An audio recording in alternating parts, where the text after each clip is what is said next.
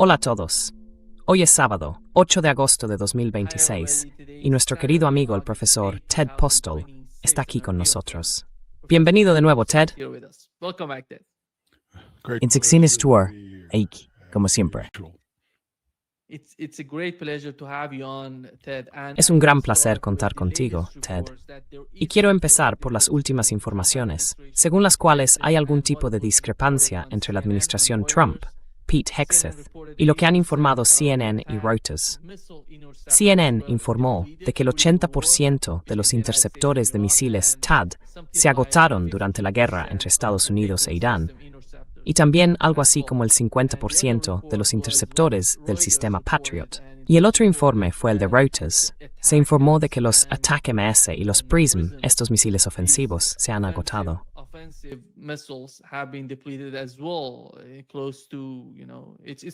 Ahora mismo es crucial la situación con los misiles ofensivos. Y luego ves la reacción de Pete Hegseth, diciendo que eso no tiene nada que ver con la realidad. Ya sabes, que no saben nada de ello. Después Donald Trump diciendo, están filtrando estas cosas. Hay que ir a por quienes están filtrando esta información a los medios.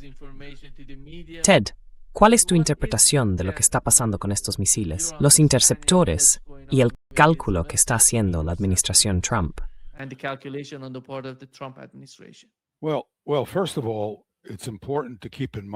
Bueno, en primer lugar, es importante tener presente que no está claro. De hecho, desde mi punto de vista, está bastante claro que estos interceptores no han hecho mucho por cambiar el resultado material de la guerra. Quiero decir que la defensa antimisiles tiene un aspecto psicológico importante. Y así es como yo, personalmente, he podido explicar desde mi propia comprensión por qué la defensa antimisiles ha sido una actividad tan persistente, al menos en las actividades militares estadounidenses. Es comprensible, y creo que lo es desde el punto de vista de una reacción existencial, que la gente quiera poder defenderse. Y ya sabe, la defensa antimisiles no es diferente de cualquier otro sistema defensivo. Se construyen murallas alrededor de los castillos, se construyen fosos.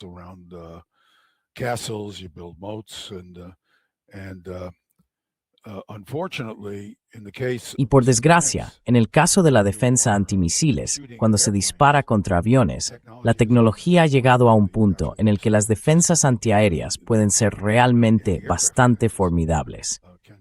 Ahora se pueden lograr tasas de interceptación muy altas, algo bastante extraordinario. Pero si se dispara contra misiles balísticos, no parece que ninguna de las tecnologías que hemos estado utilizando se haya acercado a resolver el problema real. Y el problema real es que las velocidades de aproximación entre el interceptor y el objetivo son muy altas. Y esto es fácil de entender conceptualmente. Pongamos el ejemplo de un misil balístico que venga de Irán hacia, digamos, Israel o incluso el Golfo Pérsico, porque el misil atacante puede elevarse y alcanzar velocidades muy altas en la zona del objetivo.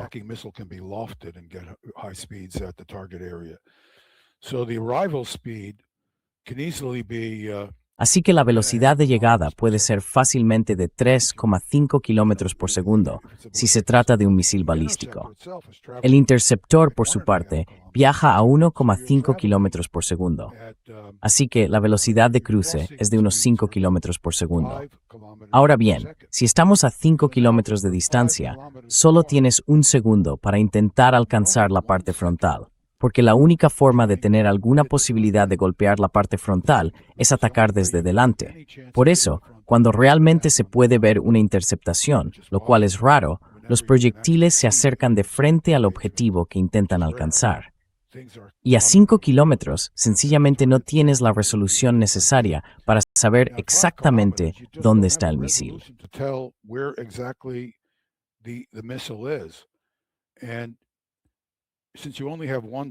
Y como solo tienes un segundo, aunque puedas distinguir a 2,5 kilómetros o 3 kilómetros dónde está la parte delantera del misil, entonces te queda menos de medio segundo para hacer la maniobra.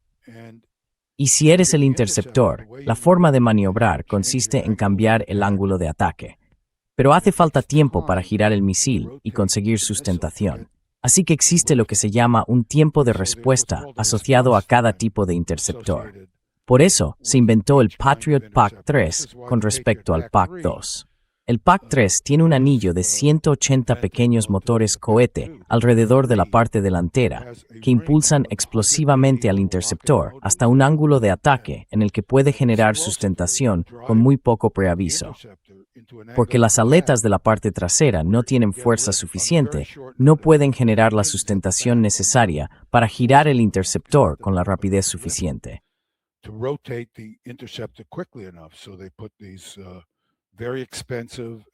Así que colocan estos motores de cohete, muy caros y muy sofisticados, en un anillo, 180. De ese modo, pueden hacerlos explotar para que el interceptor cambie bruscamente de orientación. Así que la verdadera pregunta ¿es suficiente? Y en realidad, no habría forma. Yo no podría. Quiero decir, he hecho estimaciones sobre esto, pero siendo sinceros, las estimaciones están lo bastante ajustadas como para que no puedas descartar que de vez en cuando puedas alcanzar un objetivo al que estás intentando llegar. Así que la única manera de saberlo de verdad, y la única manera que tiene la organización que fabrica estas cosas, es hacer pruebas.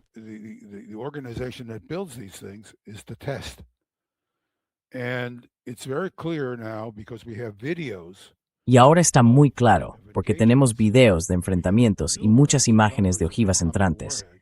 Y solo vemos que en contadas ocasiones, de cada 50 ojivas entrantes, una detona. Y podemos ver claramente cuándo detonan. Así que si miráramos al cielo y hubiera muchas interceptaciones exitosas, como afirman ellos, con tasas de interceptación cercanas al 90%, el cielo parecería un espectáculo de fuegos artificiales. Ya sabes, bam, bam, bam. Parecería un castillo de fuegos artificiales de lo más espectacular, porque esas bolas de fuego serían muy grandes y muy brillantes. En cambio, solo ves las ojivas entrando, y de vez en cuando, un destello muy llamativo en el cielo debido a una única interceptación. Y entonces, si haces los cálculos lo mejor que puedes, porque no tenemos todos los enfrentamientos, te sale una tasa de interceptación de como mucho un 2 o un 3%.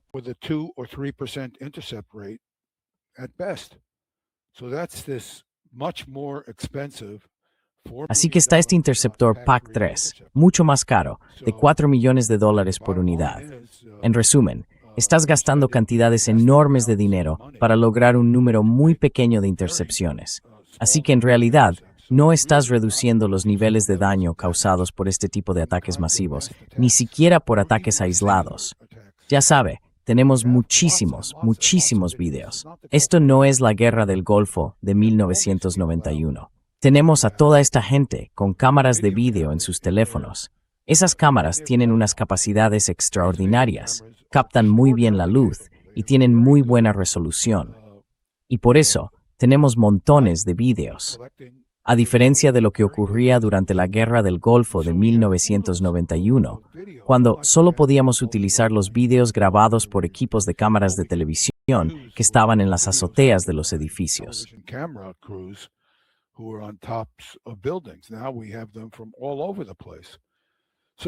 Ahora los tenemos de todas partes, así que tenemos una cantidad enorme de datos, y como mostré en un programa anterior, podríamos volver a mostrarlo en algún momento si de verdad le interesa a la gente.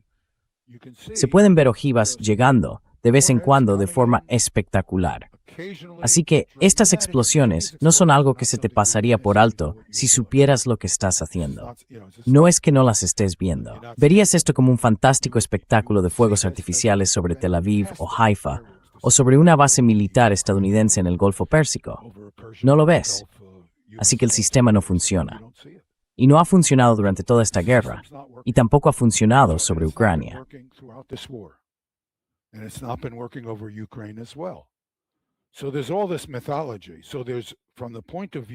Así que existe toda esta mitología. Desde el punto de vista de los ucranianos, está la OTAN. No tienen defensas aéreas, aunque se les estén agotando los interceptores. Es como si estuvieran discutiendo sobre lo equivocado. El emperador está desnudo, y ellos discuten sobre si lleva una corbata de seda o una de lana. No hay corbata. El emperador está desnudo.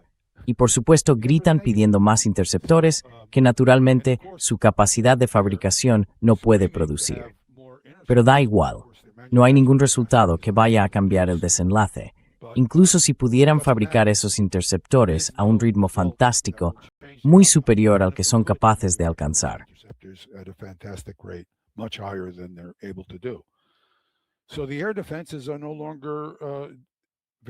Así que las defensas aéreas ya no son muy útiles contra objetivos de misiles balísticos.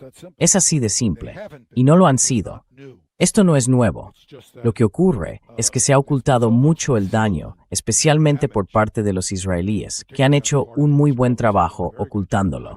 Pero sabemos que los daños en Israel son muy considerables, porque conocemos declaraciones que Netanyahu ha hecho a Trump.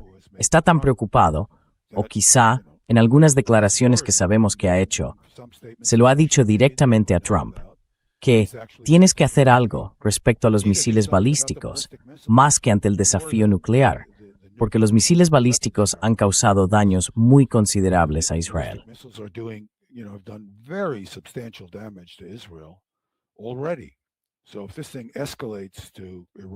Así que, si esto escala hasta el punto de que Irán vuelva a atacar a Israel de forma habitual, como hizo al principio de esta guerra, los niveles de destrucción van a ser extraordinarios.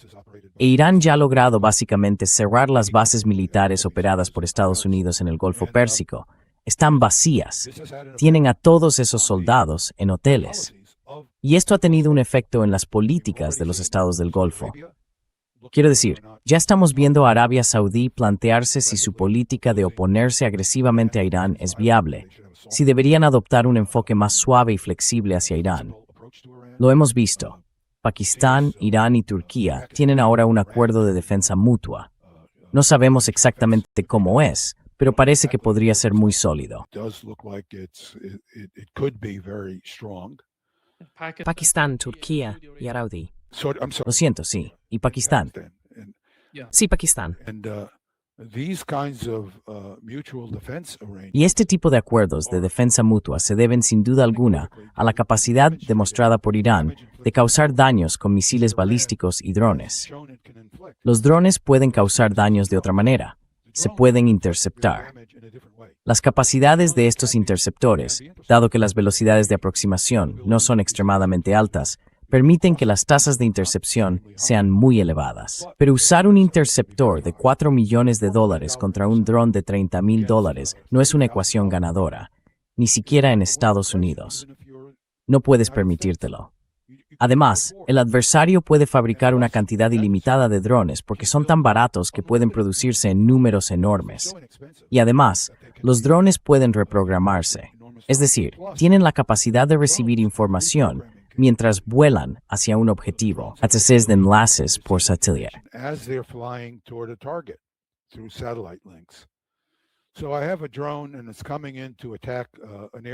Tengo un dron y se aproxima para atacar un sistema de defensa aérea. El sistema de defensa aérea detecta el dron, lo sigue y lo destruye. Sé que el dron ha sido destruido porque tengo comunicación con él. Ahora tengo otro dron aproximándose y simplemente está llegando. Todavía no se le ha asignado un objetivo que atacar. Y le digo, de acuerdo, el objetivo que estaba atacando el dron anterior consiguió derribarlo. Así que ahora ese es tu nuevo objetivo. Y si derribas ese sistema de defensa aérea, hay otro dron detrás que recibe una nueva asignación. Así que es un sistema muy eficiente. En otras palabras, no tengo que lanzar 10 drones con la esperanza de que uno logre pasar. Puedo lanzar 3, 4 o 5 drones, sabiendo que tarde o temprano, este sistema defensivo se va a quedar sin interceptores.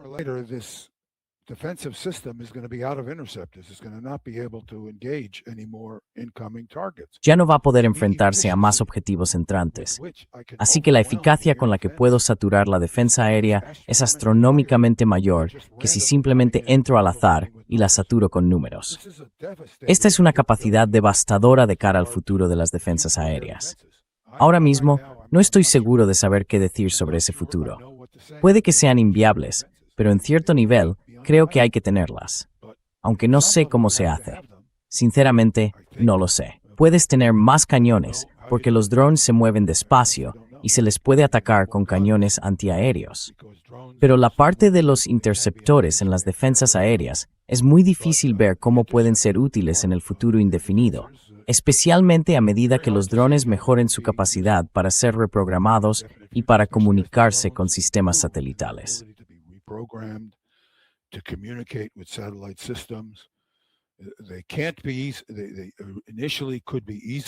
Al principio, podían interferirse con facilidad, pero los sistemas de comunicación por satélite están siendo ahora mucho más sofisticados en su capacidad para no poder ser interferidos, o para que sea muy difícil interferirlos. Y mientras estos drones puedan mantener algún nivel de comunicación, va a ser infernal mantener sistemas de defensa aérea contra ellos. Así que los drones plantean un problema técnico completamente distinto, pero son un problema abrumador. Y los misiles balísticos son otro problema técnico completamente distinto, pero también superan a los interceptores de defensa aérea. Así que creo que estamos viendo una crisis en el futuro de los sistemas de defensa aérea y en lo que tendremos que hacer para que funcionen.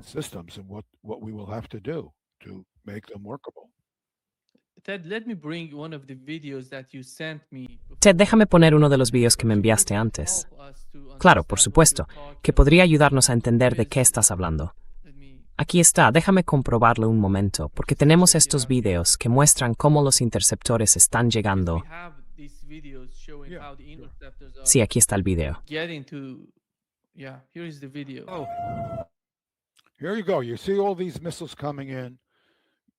Aquí lo tienen. Ven todos esos misiles llegando. Ven destellos en tierra. Hay una interceptación ahí, que luego se explica en el video. Pero deberían verse destellos así por todo el cielo si este sistema estuviera interceptando misiles balísticos.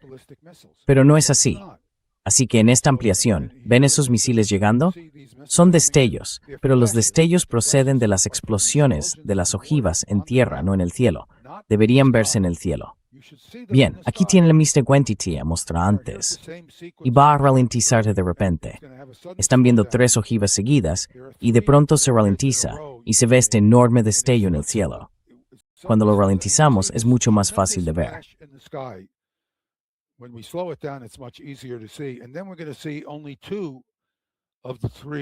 Y luego vamos a ver que solo 2 de los 3 misiles balísticos siguen avanzando. Así que sí destruyó uno de los misiles balísticos, pero todo lo demás cayó al suelo y explotó. Esta es información absolutamente inequívoca, datos sobre lo que realmente está ocurriendo con las explosiones. Los videos te muestran cuál es la realidad física de lo que está pasando. En este video en concreto, van a verse 4 destellos en el suelo, pero ninguno en el cielo. Está a cámara lenta. En este video en particular, hacia el final, vamos a ver submuniciones, siendo... Este es un destello en el suelo que ilumina las nubes desde abajo, y entonces vemos llegar este misil. El misil deja una estela de submuniciones. Impacta contra el suelo y también explota.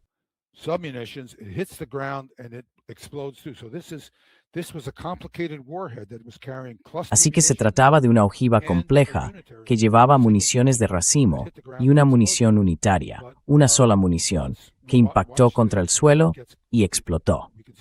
Pero cuando vemos esto, podemos verlo más despacio. Cuando disminuye la luz y se ve cómo se dispersan las municiones de racimo, son municiones de racimo diminutas. Cuando impacten contra el suelo, van a explotar. Y si estás en el suelo y estás, ya sabes, a pocos metros de ellas, vas a resultar gravemente herido o morir. Así que van a quedar por todo el suelo, cayendo al suelo. Por tanto, esta ojiva concreta te golpeó 2 veces, porque dispersó estas submuniciones. Aquí se ve una sola ojiva entrando. No se ve ninguna interceptación. Aquí, de nuevo, vamos a ver una interceptación, pero no vemos explosiones en el cielo.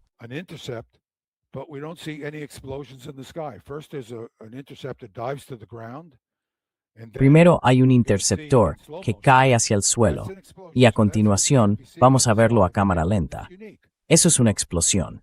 Así que eso es lo que deberían estar viendo en el cielo, pero es algo excepcional.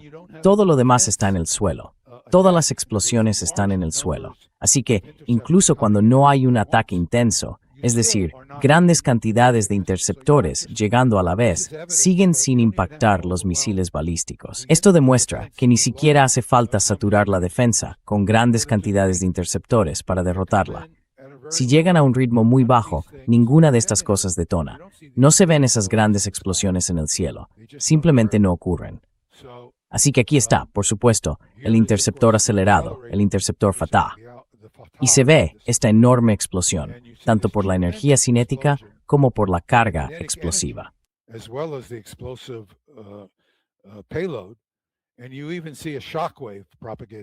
Incluso se ve una onda expansiva que se propaga hacia afuera. Esta explosión es tan intensa que se ve una onda expansiva propagándose desde ella. Aquí, de nuevo, van a ver maniobras bruscas y repentinas por parte de la ojiva. El suelo también debería estar sacudiéndose, pero no lo está. Así que eso demuestra que la ojiva está maniobrando. No se puede interceptar porque no se sabe dónde va a estar la ojiva. Se tardan decenas de segundos en... Aquí tienen otro caso en el que la ojiva está oscilando en el cielo. No se puede interceptar porque se tardan segundos en determinar dónde se va a intentar alcanzarla. Y esto se está moviendo de forma impredecible. Aquí tienen una imagen de una ojiva en vuelo propulsado a una altitud muy elevada.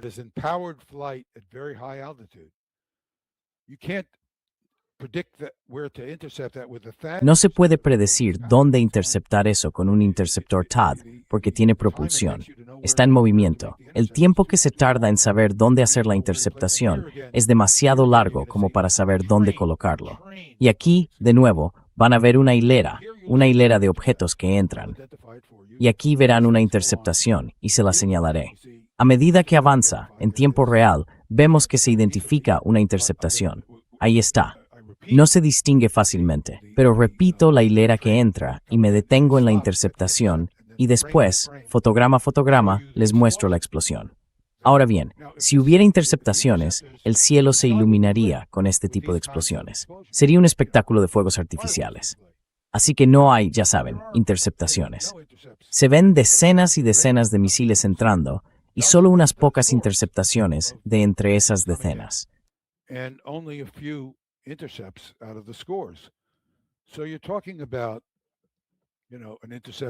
Así que estamos hablando de, ya sabes, una interceptación de entre 30 o 50 ojivas que están entrando. Bueno, eso es una tasa de interceptación del 2 o el 3%. Eso no está bien. No es un sistema que esté funcionando. No está haciendo el trabajo que quieres que haga una defensa aérea. Así que creo que el juego se ha acabado. Y han ocultado este hecho a quienes están, ya sabes, viendo cómo sucede todo esto, al pueblo estadounidense y diría yo, quizá también a la población israelí. Pero ya sabes, escuchas a alguien en la radio pública nacional y el tipo dice, bueno, ya sabes, hay una tasa de interceptación del 95%. Pero aún así, se están produciendo muchos daños. Así que quizá estén entrando más misiles balísticos de lo que creemos. Bueno, usa la cabeza. Quizá los interceptores no los estén interceptando.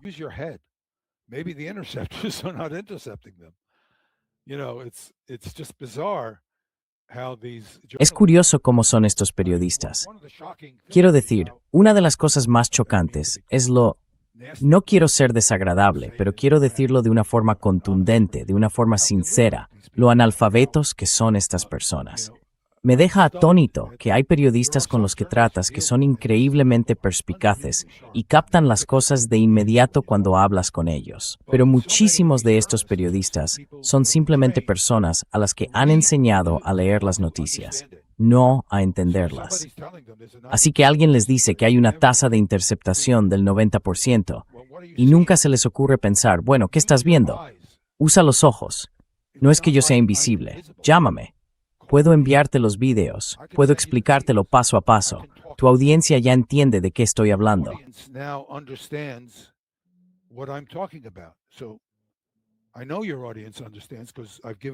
Sé que tu audiencia lo entiende, porque he mostrado estos videos y otras presentaciones, y recibo comentarios. La gente me escribe notas. Entienden lo que están viendo cuando cuentan con la ayuda de alguien que les explica lo que ven. No hay, ya sabes, es fácil entender por qué no entienden lo que están viendo, porque ya sabes, necesitas saber qué estás buscando y qué estás mirando. Pero cuando alguien te lo explica, no es difícil de entender. Y no recibo ni una sola llamada de periodistas de los medios convencionales, ninguna. Es como si no existiera. Y sin embargo, ya sabes, no puede ser que sean tan obtusos. O quizás sí lo sean, simplemente no lo sé.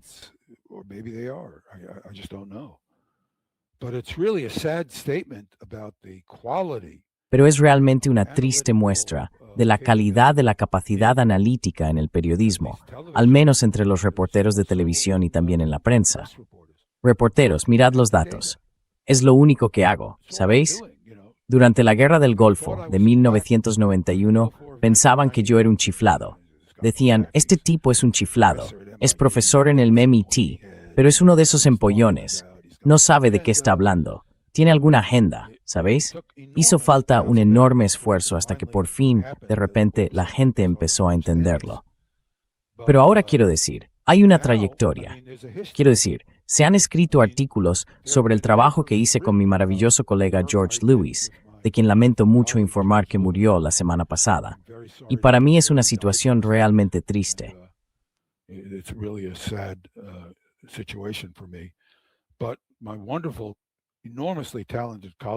Pero mi maravilloso y enormemente talentoso colega, George Lewis, y yo descubrimos todo esto y lo expusimos en artículos académicos.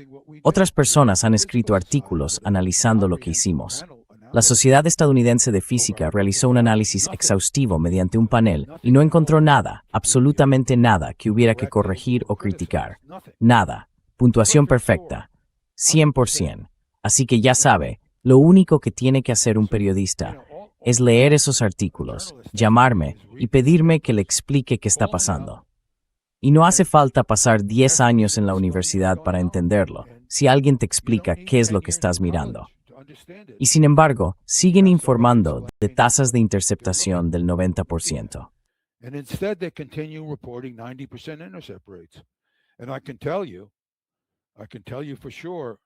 Y puedo decirles, puedo asegurarles que Lockheed Martin y Raytheon están encantadas con esto, porque informaron de una tasa de interceptación del 96% en la Guerra del Golfo de 1991.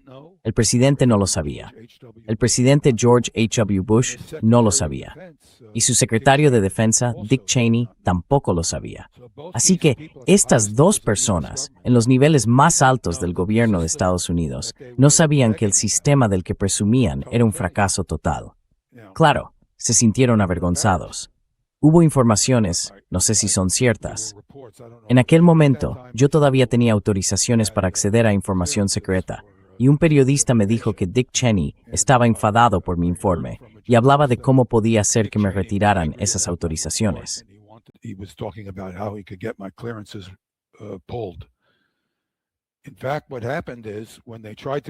De hecho, lo que pasó fue que cuando intentaron renovar mis autorizaciones de seguridad algún tiempo después, les dije, quedaos con ellas.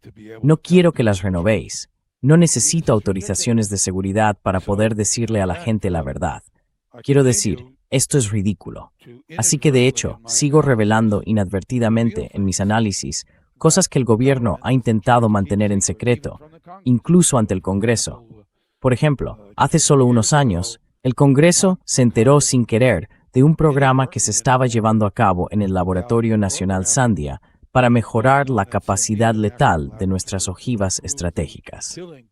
Porque analicé la información pública sobre el tema y dije, bueno, parece que tenemos esta capacidad y que se ha desarrollado.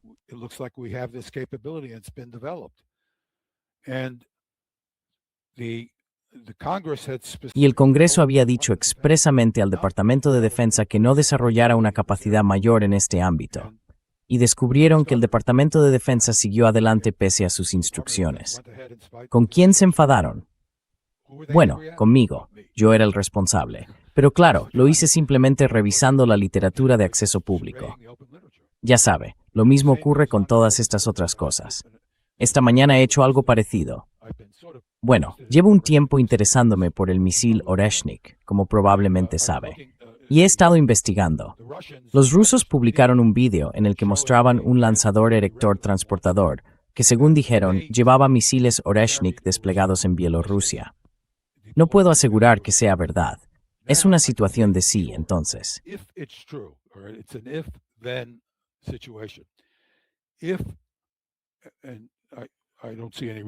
No veo ninguna razón por la que los rusos tuvieran motivos para mentir sobre este incidente en particular. Pero, si es cierto que este es el lanzador erector que transporta un Oreshnik, puedo decirles con seguridad que es un misil de una sola etapa. No es un misil de varias etapas, como está diciendo mucha gente. Y por cierto, no tiene por qué serlo. Hice cálculos que mostraban que solo tenía que ser un misil de una sola etapa. Es decir, es la primera etapa, probablemente la primera etapa de un SS-20 o algo parecido. Ya saben, un misil balístico de alcance medio que ha sido retirado del servicio. Así que, ya saben, toda esta información errónea que repiten periodistas o personas que dicen ser analistas, ya saben, se puede deducir.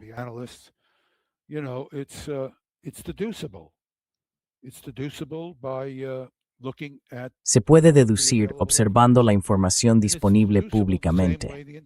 Y se puede deducir del mismo modo que lo haría la comunidad de inteligencia.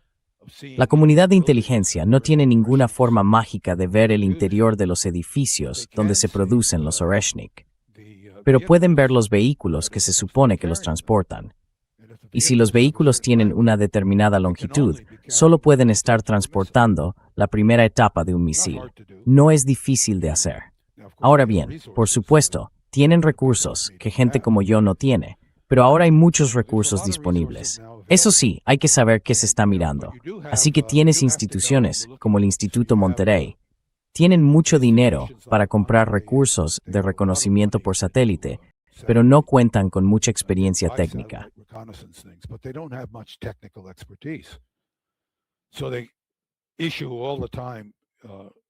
Así que publican información incorrecta todo el tiempo. He tenido mis más y mis menos con Jeffrey Lewis, el tipo que se presenta falsamente como experto técnico. No es más que politólogo, y está bien ser politólogo, pero no deberías presentarte como experto técnico si tu formación es la de politólogo. Y ha difundido mucha información falsa, información inexacta, pero tiene amigos en la prensa que la propagan. Así que hay todo tipo de artículos falsos. Incluso podría hacer un reportaje sobre ellos, porque los colecciono en The New York Times sobre misiles balísticos que los norcoreanos supuestamente tienen, pero que no tienen ni han tenido nunca.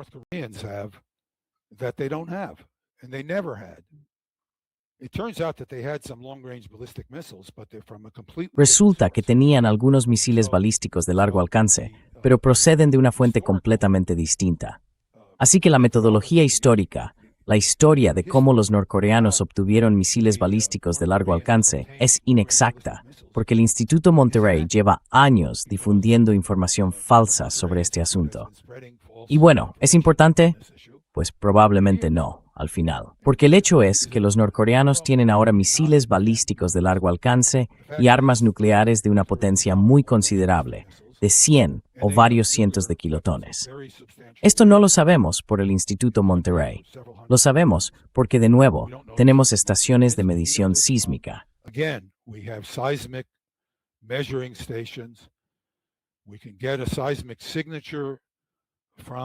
Podemos obtener una señal sísmica de la prueba. Hay enormes incertidumbres en la forma en que la onda sísmica se propaga a través de la corteza terrestre, que no es homogénea. Así que no tenemos mediciones de amplitud muy precisas. Pero aún así sabemos con un margen de 2, 3 o 4 veces. Y la diferencia entre 100 kilotones y 300 kilotones es significativa. Pero si son 100 kilotones, no deberías sentirte seguro de que son 100 y no 300. Así que eso te dice que tienen una capacidad destructiva muy considerable. En términos generales, sabemos a qué nos enfrentamos. Y puede que la comunidad de inteligencia no sepa más que yo sobre una cuestión concreta. De hecho, puede que sepan menos porque, ya sabes, están atenazados por sus propios procedimientos.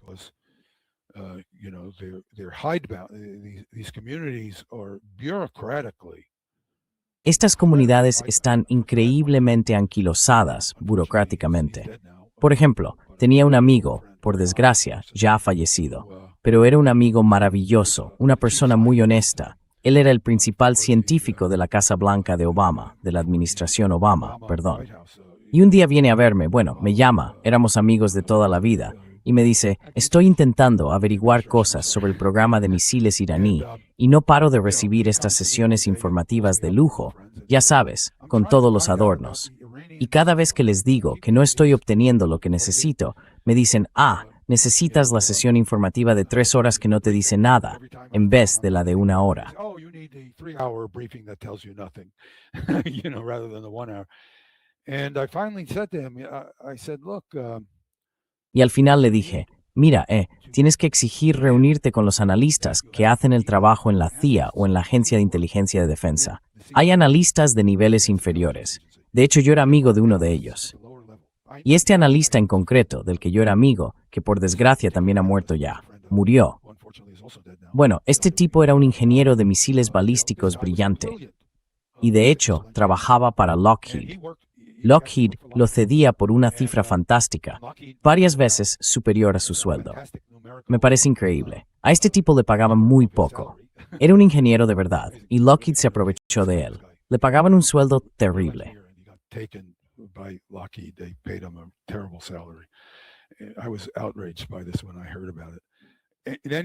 Me indignó cuando me enteré de esto. En cualquier caso, se llama Bob Dietz, una persona maravillosa, un gran patriota, un patriota estadounidense. Y bueno, le dieron acceso a la telemetría que habíamos interceptado de pruebas de misiles balísticos soviéticos. Digo soviéticos porque era una época anterior. Y después de que se jubilara, lo llevé a Rusia con uno de mis grupos. Era imposible controlar a Bob. Y bueno, mi actitud hacia personas así es esta. Si quieres gente buena, va a ser difícil de controlar.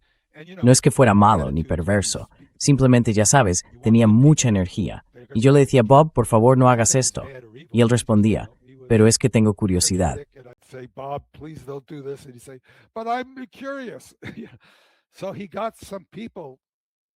Así que consiguió que unas personas, por desgracia yo no pude acompañarlas, lo llevaran a un museo donde tenían sus misiles balísticos. Y volvió encantadísimo. Dijo, ¿sabes? Predije exactamente cómo desplegaban las ojivas en el SS-18 Mod 2. Dijo, predije que tenían estas cosas y que expulsaban las ojivas porque las ojivas daban vueltas. Dijo, no tenía ni idea de qué aspecto tenía el misil. Estaba muy orgulloso de sí mismo. Recuerdo cómo se regodeaba. Dijo, sabía por la telemetría que los misiles eran expulsados, más o menos. Y también sabía, por la información de radar que nos dieron, que daban vueltas de extremo a extremo. Pero no tenía ni idea de cómo era el mecanismo, así que me inventé uno.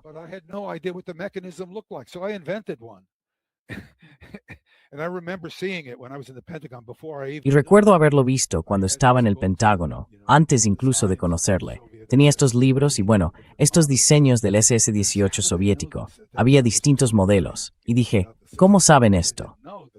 En aquel momento, yo apenas estaba empezando a conocer el sistema. Y por supuesto, no sabía que años después conocería a este tipo. Siempre se lo presentaba a mis amigos como el tipo que diseñó el SS-18 soviético. Así que tuve la suerte de conocer a algunas de estas personas. Y así es como el sistema entiende lo que está observando. A veces la gente viene y me dice, ¿cómo crees que sabes lo que sabes? Bueno, yo digo que hay ciertos datos de los que dispongo.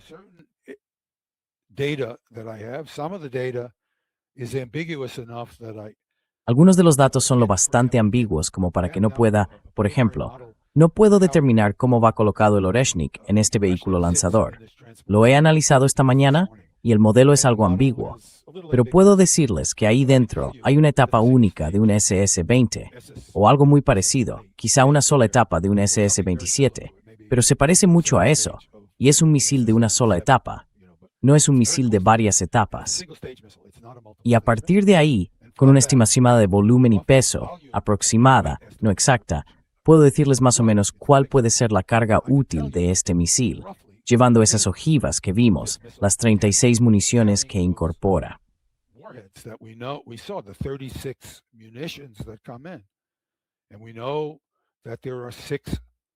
Y sabemos que hay 6 dispositivos, cada uno de los cuales despliega 6, porque tenemos imágenes de ellos. Cuando entran en la alta atmósfera, reducen la velocidad porque ya han desplegado sus ojivas. Así que tenemos un modelo muy aproximado del misil Oreshnik, y estoy bastante seguro de que el modelo muy aproximado que tengo es a grandes rasgos correcto. No puedo decirles que sea exactamente correcto, pero sí puedo decirles que es un facsímil bastante bueno de cómo es ese misil, al menos en la configuración que hemos visto que se ha utilizado. Ahora bien, me pregunto, Y esto no es una predicción. ¿Cuándo se darán cuenta los rusos de que pueden hacer que el Oreshnik sea mucho más destructivo copiando la idea del Fatah y utilizándola en el Oreshnik? And using it on the Oreshnik. In other words, instead of using these, Es decir, en lugar de usar esas 6 ojivas relativamente inertes de, ya sabe, unos 100 o 150 kilos, que producen un efecto explosivo de aproximadamente 100 kilos cuando impactan cinéticamente contra el suelo, quizá convendría simplemente ponerle una ojiva propulsada de 700 u 800 kilos y hacer que impacte contra el suelo a 4 o 4 kilómetros y medio por segundo. Así causaría mucho más daño que esas ojivas independientes. Y los rusos saben cómo hacerlo. Me pregunto si veremos eso en los próximos años. Y si ocurre, será un misil horriblemente más capaz de lo que es ahora el Oreshnik. Y el Oreshnik probablemente será un misil bastante capaz cuando por fin lo veamos utilizado en cierta cantidad. Así que, ya sabe, el futuro sigue estando lleno de posibles sorpresas. the future is filled with potential surprises still. And as long as these wars go, and I think Y mientras sigan estas guerras, y creo que vamos a seguir viendo el tipo de acontecimientos de los que estoy hablando, porque Occidente no está interesado en ello, o quizá no sea capaz, porque los dirigentes políticos están, no sé, quizá dirías que tienen muerte cerebral. Necesitas líderes políticos con formación. No tienen que estar formados en tecnología, tienen que estar formados en política. Y lo bastante bien como para saber que deben preguntar a sus militares y expertos técnicos mejor informados cuál es la situación real. Así que si hoy vas a la Casa Blanca, estoy casi completamente seguro de que nadie allí entiende que el sistema ruso de alerta temprana no es adecuado en comparación con el nuestro. is not adequate relative to ours.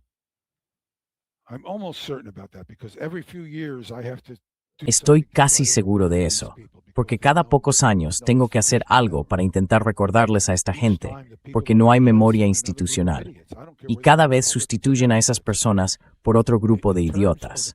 Me da igual que sean republicanos o demócratas. En cuanto al tipo de personas que eligen para lo que los estadounidenses llaman el aparato de seguridad nacional, que ahora se han agrupado, más o menos, bajo la etiqueta de neocons, todos son neocons. Me da igual que sean demócratas o republicanos. Hablas con esta gente y no saben nada. No tienen conocimientos técnicos, no tienen conocimientos políticos. They don't have a political knowledge. All they can do is say, "Oh, this guy Putin's a terrible person." Todo lo que pueden hacer es decir, oh, este tipo Putin es una persona terrible. Bueno, escuchen cómo es ese hombre. Ese hombre nunca ha amenazado con algo que no fuera capaz de cumplir. ¿Y creen que es un tipo terrible porque ha proporcionado reconocimiento por satélite a los iraníes? No es un tipo terrible. Lo que está haciendo es lo que prometió a los estadounidenses que haría. Les dijo a los estadounidenses que, si seguís proporcionando reconocimiento por satélite a los ucranianos, encontraremos una forma de haceros pagar por ello en el futuro. ¿Por qué os sorprende que haya información de reconocimiento rusa disponible para los iraníes? ¿Por qué os sorprende que este tipo de información esté disponible desde China? That this kind of information is available from China. China is sitting there watching the China está ahí, observando cómo las potencias occidentales se preparan de una forma un tanto delirante para librar una guerra contra ellos, lideradas por Estados Unidos. Ya saben, vamos a ir a darle una paliza a los chinos. Ni siquiera podemos imponernos a una potencia de nivel medio como Irán. Ya saben, al emperador se le han caído las ropas en lo que respecta a ir contra China. Ya no se escucha, ni de lejos, el tipo de retórica que había en la política estadounidense sobre ir contra los chinos y derrotarlos por Taiwán. Ahora mismo no se escucha en absoluto, y no estoy seguro de que volvamos a oírla durante mucho tiempo, porque los chinos son una potencia militar mucho más capaz que Irán, lo cual no quiere decir que Irán no sea una potencia militar enormemente capaz. To say that Iran isn't an enormously capable military power. But you have Pero tienes un establishment que, por su propio comportamiento, se ha vuelto impermeable a la información externa. Toda esta gente no habla más que entre sí. A cualquiera que tenga algo distinto que decir, lo descartan como a un chiflado. Así que escribí este artículo cuando Trump, de manera absolutamente insensata, se retiró del Tratado sobre Fuerzas Nucleares de Alcance Intermedio. Me quedé atónito y furioso. Por eso escribí un texto extremadamente cuidadoso sobre cómo Estados Unidos había echado a perder de forma deshonesta lo que llamamos el reinicio ruso. Fue un periodo que Obama inició en 2009, en el que supuestamente iba a haber ese reinicio con Rusia. Íbamos a reiniciar la relación entre Rusia y Estados Unidos.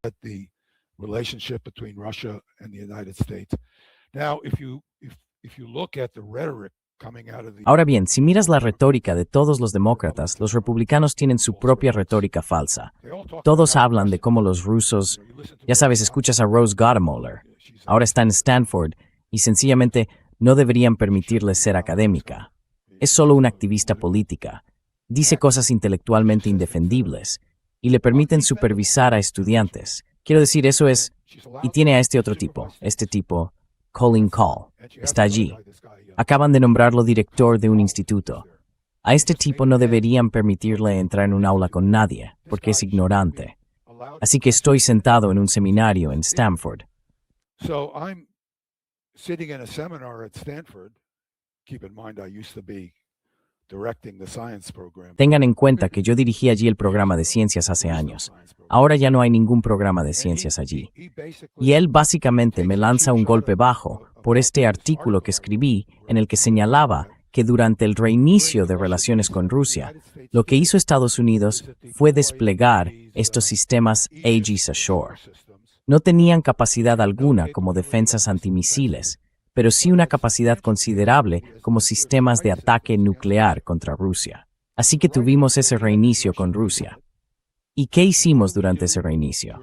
Instalamos en Polonia y Rumanía, en las fronteras de Rusia, sistemas de ataque cercanos a Moscú, que podrían llevar armas nucleares hasta Moscú. Y afirmamos que son sistemas de defensa antimisiles, pero su capacidad de defensa antimisiles es nula.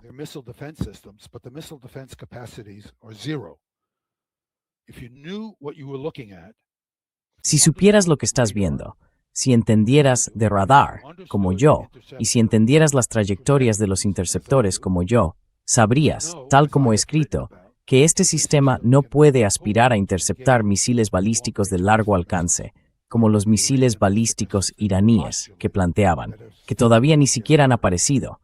Así que se suponía que estos eran los grandes y temibles misiles balísticos iraníes. ¿Por qué Irán querría atacar a Estados Unidos con armas nucleares?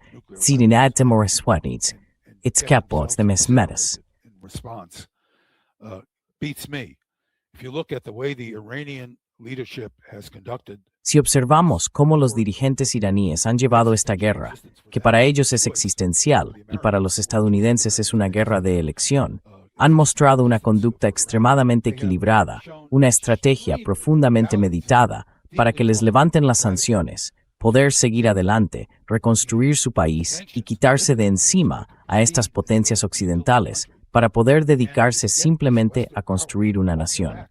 Son muy sobrios en esto, muy cuidadosos.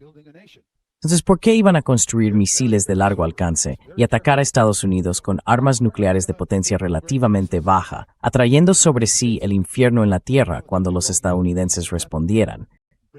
¿Qué ganarían con ello?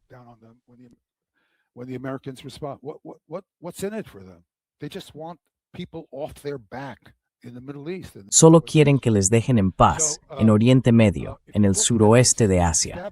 Así que, si te fijas en el entramado de idiotas que han construido los estadounidenses, aquí tienes a este tipo, Colin Kahl, que por cierto supervisó la retirada estadounidense de Kabul. Y ese es otro tema de discusión, la inmoralidad de lo que hicieron los estadounidenses. Yo trabajé con un hombre afgano que era traductor para nosotros. Acabo de verlo en Estados Unidos. Consiguió entrar por los pelos con su mujer embarazada. Iban a dejarlo atrás, donde lo habrían asesinado junto con su esposa. Quiero decir, esto es lo que significa trabajar con los estadounidenses si eres extranjero.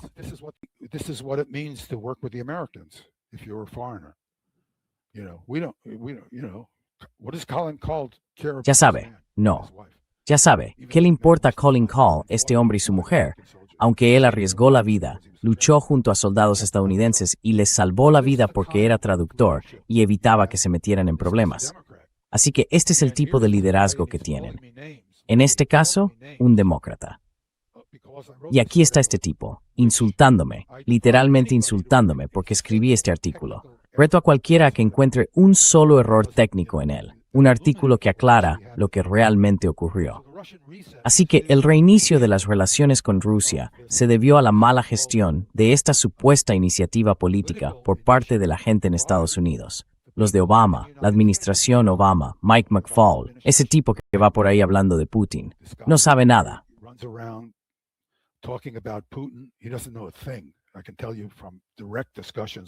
Puedo decirte, por conversaciones directas con este tipo McFaul, que es totalmente ignorante. Y quiero decir, de una ignorancia pasmosa, y de una inmadurez pasmosa. Quiero decir, estoy hablando con él y me dice, estás diciendo que soy idiota. Y yo le dije, no, Mike, no estoy diciendo que seas idiota, estoy diciendo que eres inmoral. Así que sí, se lo dije.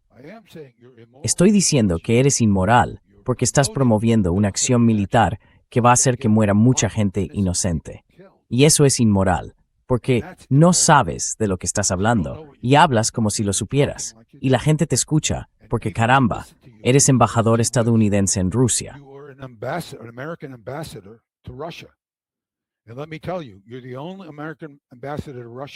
Y déjeme decirle una cosa. Usted es el único embajador estadounidense en Rusia que no tiene cerebro alguno, porque he conocido a varias de esas personas y están en la cúspide de la sofisticación intelectual y política, y usted está simplemente en lo más bajo, está por debajo de cero.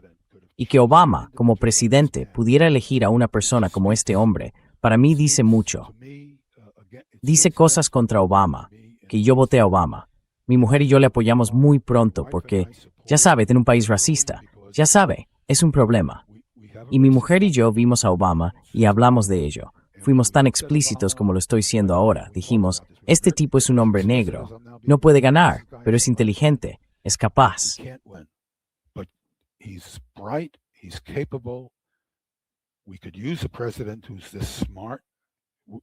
Nos vendría bien un presidente así de inteligente. Esta fue nuestra conversación. Dijimos, bueno, vamos a apoyarle, aunque creemos que no tiene ninguna posibilidad. Y nos sorprendió. Ganó, pero luego salió y no hizo nada. Bueno, hizo algunas cosas, pero no tuvo el valor de llevar a la práctica la visión de la que hablaba. La visión. E incluso ahora le escucho y digo, ¡qué hombre tan inteligente! Ya sabes, buen sentido del humor, habla con sabiduría, no solo con frases ingeniosas. ¿Y qué hiciste como presidente? Pusiste a este idiota. Fue un insulto a los rusos. Y más que un insulto, porque este es nuestro adversario potencialmente más peligroso. Y lo que queremos hacer es encontrar una forma de coexistir con ellos y no estar siempre, ya sabes, enfrentándonos, amenazándonos mutuamente con la aniquilación.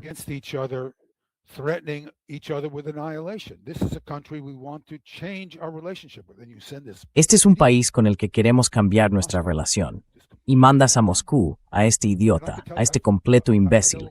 Y puedo decirte que conozco a unos cuantos rusos, así que sí recibo información de ellos. Esta es también la opinión en Rusia. Los rusos no ven a este tipo como el gran héroe democrático. Y los rusos que conozco no son personas antidemocráticas. Son personas que quieren ver a Rusia más democratizada. Pero miran a este tipo y dicen, vaya, ¿cómo podéis mandar a este tipo como embajador estadounidense? Y esto es lo que tienes. Este es el establishment de política exterior que nos dio la guerra de Irán. Y es el mismo establishment que nos dio la guerra de Ucrania.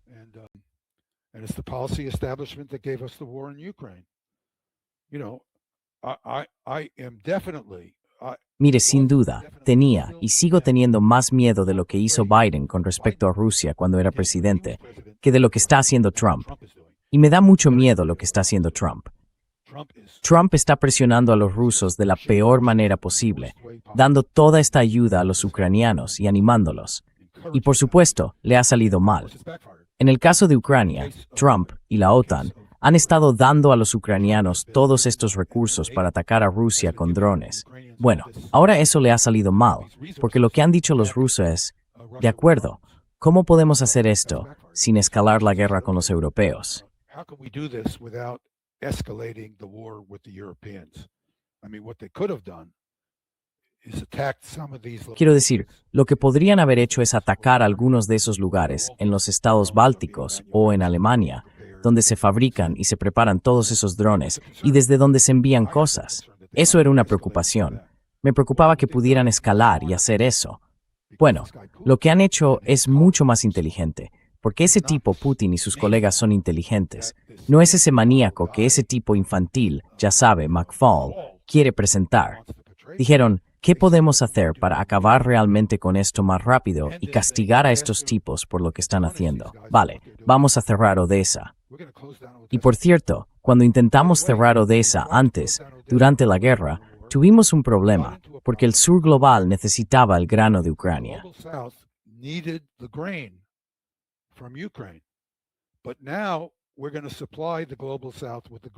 Pero ahora vamos a suministrar al sur global el grano que de otro modo recibiría de Ucrania. Así que vamos a cerrar Odessa y vamos a asegurarnos de que el sur global siga sintiéndose cómodo estando con nosotros. Y ahora los ucranianos están realmente en apuros porque no tienen acceso a ningún tipo de rutas oceánicas. Y vamos a aumentar el nivel de daño que estamos causando a Ucrania, que ya es tremendo. Entonces, ¿cómo ha mejorado la situación? Desde su punto de vista, esta estrategia de estos idiotas, estos neoconservadores de la OTAN, estos neoconservadores del Partido Republicano y estos neoconservadores del Partido Demócrata, ¿cómo ha mejorado la situación esta sabiduría de esta gente? Simplemente la han empeorado. Así que creo que la situación es realmente...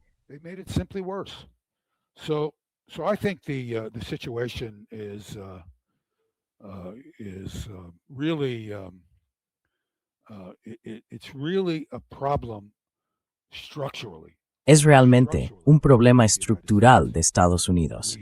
Hemos eliminado de los niveles más altos de nuestras Fuerzas Armadas y de nuestras principales organizaciones de análisis a todas las personas sensatas y con conocimientos que podrían dar consejos sólidos a los dirigentes políticos. Y por supuesto, los propios dirigentes políticos son responsables de ello, porque lo han provocado.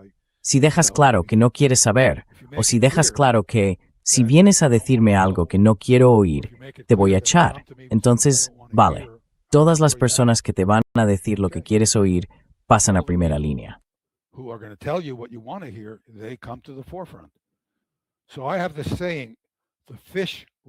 Tengo un dicho, el pescado se pudre por la cabeza, y el pescado se ha podrido por la cabeza de forma muy efectiva en Occidente.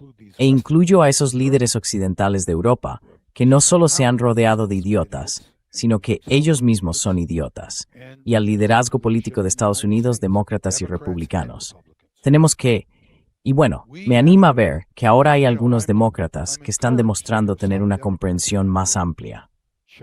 Pero estos tipos van a tener una gran pelea. Si los demócratas logran hacerse con el control de la Cámara de Representantes o del Senado en las próximas elecciones, va a haber una gran pelea, porque hay muchos demócratas con el cerebro muerto.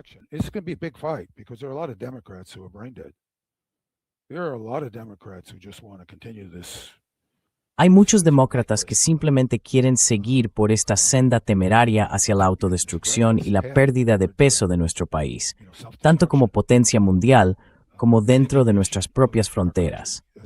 La mitad de nuestra gente vive de nómina en nómina y somos el país más rico del mundo.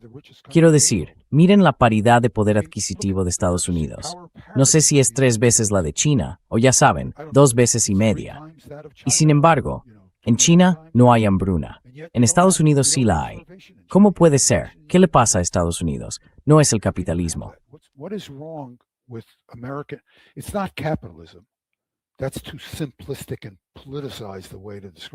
Esa es una forma demasiado simplista y politizada de describirlo.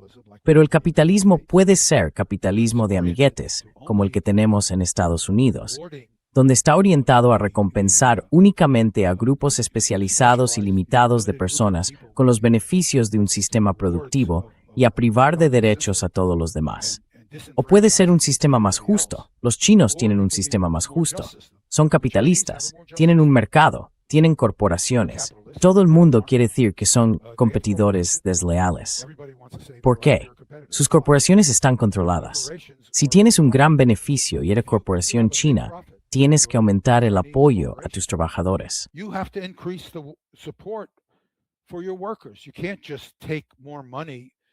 No se puede simplemente sacar más dinero para los directivos que cobran en algunos casos cientos de millones de dólares. Ni siquiera es dueño de la empresa.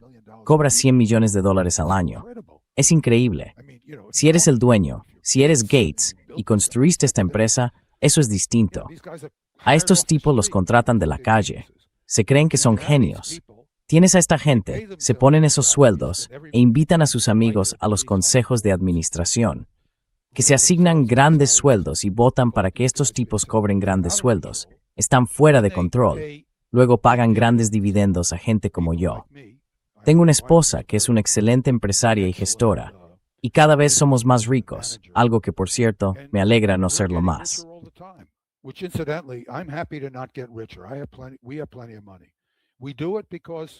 Tenemos mucho dinero. Lo hacemos porque, ¿por qué no íbamos a hacerlo? Ya sabes, nosotros ayudamos a la gente. Sentimos que es nuestra obligación ayudar a las personas que conocemos y que tienen menos ventajas. Así que, al aprovechar, al vivir dentro de un sistema que no apoyamos, pero sin sacrificarnos nosotros mismos, podemos ayudar a otras personas. Pero sinceramente, me siento muy cómodo teniendo menos dinero. Me siento muy cómodo con un sistema que no me recompense de forma excesiva solo porque tengo una esposa que es muy buena invirtiendo. Es un sistema indignante del que formar parte. Cada vez que cojo un Uber, dejo una propina muy por encima de lo habitual, porque no me gusta que alguien mal pagado me lleve de un sitio a otro.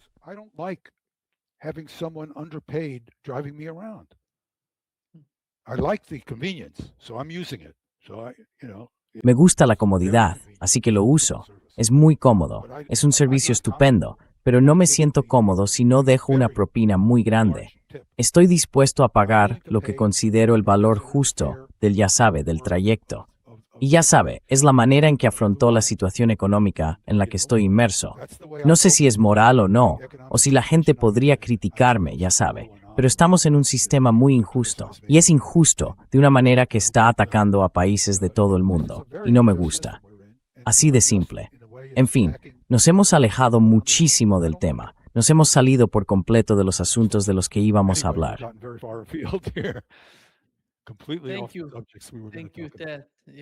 Gracias, Ted. Sí, lo has descrito bien. No te he interrumpido porque sé que describes todos y cada uno de los detalles importantes en tu análisis. Por eso no te he interrumpido. Creo que lo has hecho bien y que lo has explicado todo bien.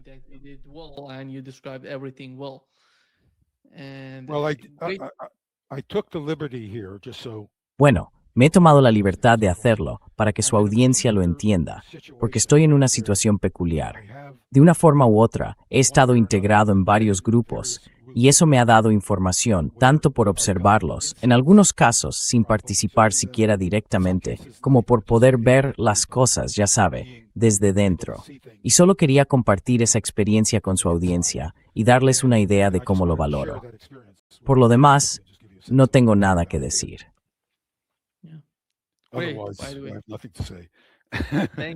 Gracias, Ted. Muchas gracias por estar hoy con nosotros. Ha sido un gran placer, como siempre. Volveremos a hablar pronto, Ted. Desde luego. De hecho, haré popular Sterofrofal. Exactamente. De acuerdo. Muchas gracias, Ibrahim. Adiós. Adiós.